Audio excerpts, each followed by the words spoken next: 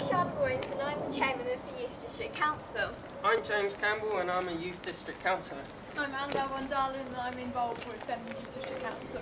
Today we've come here to look at Fenland District Council and find out more about them and see how the youth can get more involved. So let's have a look.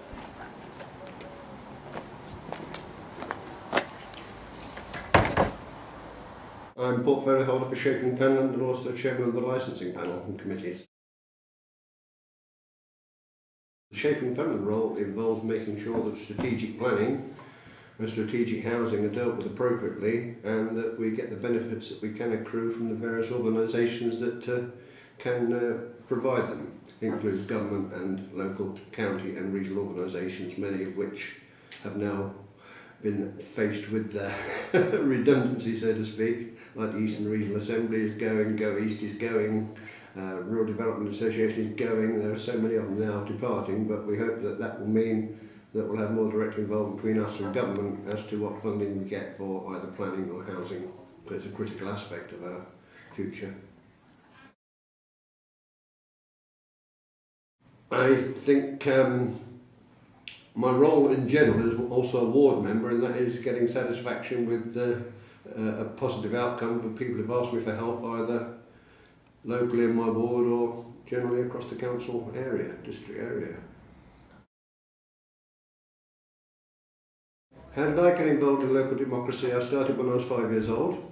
That's absolutely true because I remember the year, I remember the event. Harry Legberg had just been elected and my mother said those people at the road weren't very happy. And I said, which people are they? And she told me. I went, on my little bike, and I went up to her, yeah, we won the election. That was at 5. I know exactly how old I was, I know exactly when it was. And since then I've been involved in politics, certainly as a Conservative. Air Force, and I still pursued political dogma there, and when I left the Air Force, I got involved in politics locally, and here's where I am today. That's quite a story. Democracy is freedom of choice of the people who make the decisions who wish to. For those people who care, it's very important to enable them to have a choice between various policies who may or may not pursue their wishes. Well, just moving on from that, no, only by a percentage. I mean, at any election you get at a maximum 66 to 70% of the populace vote. That's in a local and general election. That's if you're really lucky. In local elections it's sometimes down to 15–20%. So people don't wish to involve themselves in local democracy that much, maybe because the guidance isn't out there to explain the difference between what they're voting for, be it a town council, parish council or district council or even a government. Because when you go knocking on the door, people are very confused as to who they're going to be voting for. You get answers which relate to general government, central government, when they're actually going to be voting in a local government election. And they do tend to mismatch the two issues.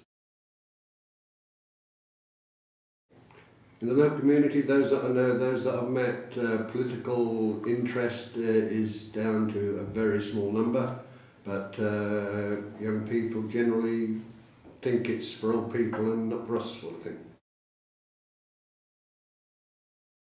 They can be if they want to be, but many of them choose not to be. As I said earlier, I was a young Conservative when I was about 15 or 16, and we did things like leaflet deliveries and posters and stuff like that, so we were involved in the political process. We didn't actually stand for election at that age, and we didn't get involved ourselves in the manifesto issues. Young people today tend not to have that facility. More youth-led. Running a council or being involved in a council, a lot of it is down to experience.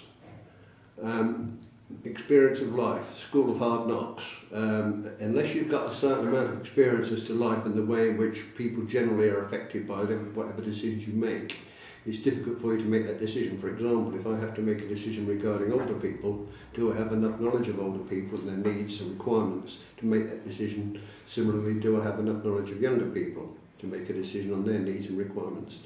And if younger people come in, it's very apparent in some of these quiz shows that their knowledge is very limited to the era in which they've lived.